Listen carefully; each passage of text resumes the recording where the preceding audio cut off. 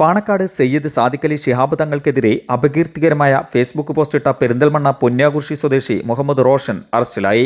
സാദിഖലി ശിഹാബ് തങ്ങളെ അപകീർത്തിപ്പെടുത്തിയെന്ന് കാണിച്ച് പാണക്കാട് മോയിനലി തങ്ങൾ നൽകിയ പരാതിയിലാണ് പോലീസ് കേസ് രജിസ്റ്റർ ചെയ്ത് അന്വേഷണം നടത്തി പ്രതിയെ കഴിഞ്ഞ ദിവസം അറസ്റ്റ് ചെയ്തത്. കഴിഞ്ഞ ജനുവരി 31 പാണക്കാട് മോയിനലി തങ്ങളെയും സുഹൃത്തിനെയും പെരിന്തൽമണ്ണയിലെ ഒരു മാളിലേക്ക് വിളിച്ചു വരുത്തി സാദിഖലി തങ്ങളുമായി ബന്ധപ്പെട്ടതാണെന്ന വ്യാജേനെ ചില ഫോട്ടോകളും വീഡിയോകളും പരാതിക്കാരന് കാണിച്ചു കൊടുക്കുകയുണ്ടായി.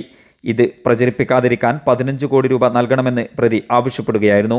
പണം നൽകാത്ത പക്ഷം ദൃശ്യങ്ങൾ സമൂഹ മാധ്യമങ്ങളിൽ വഴി പ്രചരിപ്പിക്കുമെന്നും ഭീഷണിപ്പെടുത്തുകയുണ്ടായി. ഇക്കാര്യം പുറത്തു പറയുകയോ പോലീസിൽ അറിയിക്കുകയോ ചെയ്താൽ പരാതിക്കാരനെ കൊലപ്പെടുത്തുമെന്ന ഭീഷണിപ്പെടുത്തിയതാണ് case.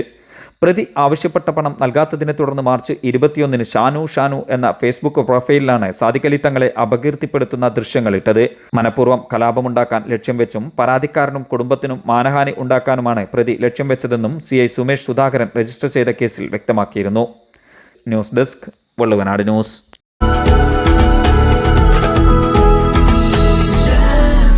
Jam June Hypermarket. Exceeding expectations. നന്ദിയുണ്ട്.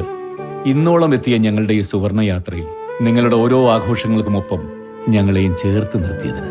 Beauty mark gold and diamonds, specially for U.